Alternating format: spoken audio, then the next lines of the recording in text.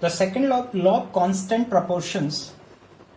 This law says that whenever a compound is formed, always it reacts in a fixed ratio to one another. No matter from where we prepared it, suppose we take the water, natural water or water prepared in the laboratory. In all the cases, the ratio of hydrogen to oxygen would be 2:16, or better we can say it would be 1:8. So, whenever two elements combine and they are forming a particular compound, so in that compound the ratio of these elements by mass would be constant. This is called law of constant proportions. Now come to the third law of chemical combination, which is called law of multiple proportions. What is law of multiple proportion says? That whenever two elements separately combine and they form more than one compound, suppose here hydrogen and oxygen, they are reacting forming water as well as hydrogen peroxide. In all these cases, the ratio of hydrogen to oxygen, and here hydrogen to oxygen, it is 1:8, and in this 1:16, it's 2:32, which is 1:16. So we can say oxygen is in the multiple proportions. It is 8:16. So this law is called multiple proportions. So whenever two elements combine and they are forming more than one compound, then always they react in a simple whole number ratio, and that is in the multiple proportion. Gay-Lussac's law of gaseous volumes. This law says that when gases combines or when they are produced in a chemical reactions, they do so in a simple ratio by volume, provided all gases are at same temperature and pressure. Let's take an example for that. Suppose here hydrogen and oxygen, they are reacting and they are producing water. So here the ratio of hydrogen to oxygen is 1:2, and the ratio of water produced, steam, is in the ratio of 2 only. So this law says that they always react in this ratio only, provided that all must be at the same temperature and pressure.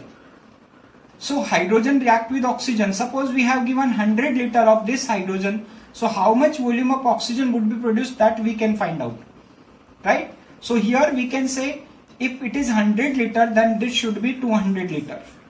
And the amount of water produced over here would be the 1:2. It is again we can say 200 liter, because stoichiometric ratio is what? 1:2. So Gay-Lussac's law is a very clear about the ratio by which they react, reactant as well as product formed in the reaction.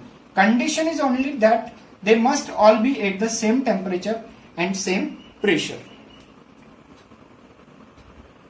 Avogadro's law. This law says that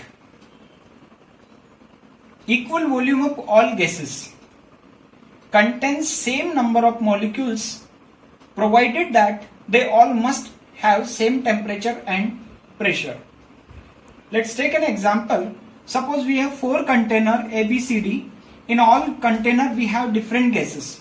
Suppose here hydrogen gas, nitrogen, oxygen and chlorine. But condition is that all have same volume to all the containers. Suppose their volumes are equal. So if volumes are equal, that means they all have same number of molecules.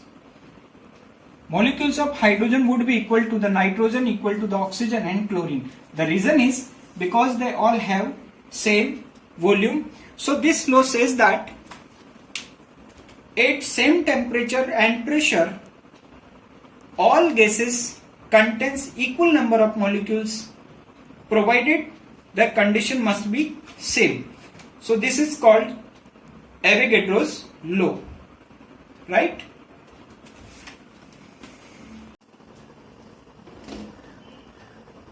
Yes, Dalton's theory. What this Dalton's theory says, that matter consists of indivisible atoms. What this indivisible atoms? It says that atom or matter, we cannot divide the atom, we cannot break the atom. Atoms are indivisible,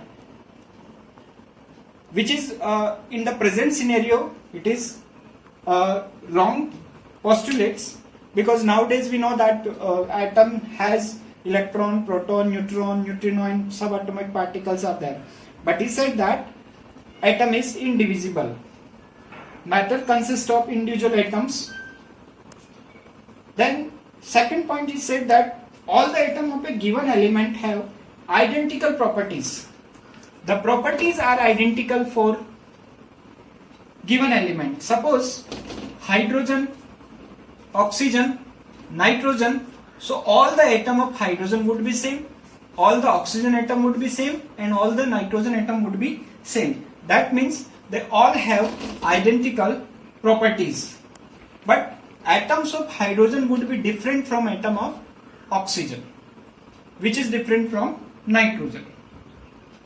Then the third point, it says that compound are formed when atom of different element combined in a fixed ratio. It says that how compound is formed. Suppose water is formed, it is formed by hydrogen and oxygen, but the ratio must be always same. They are reacting in the ratio of 2:1. So always water is found in this ratio only. So every compound has fixed ratio. And the fourth postulates, it says that whenever a chemical reaction takes place, it involves the reorganization of atoms. Means during a chemical reactions, mass neither created nor destroyed, just atom gets rearranged. Reorganization of atoms take place, it neither created nor destroyed. So this postulates is given by Dalton's, we call it Dalton's theory. In this, the first postulates that matter is made up of indivisible atoms. That postulates is not correct in terms of today's scenario, right?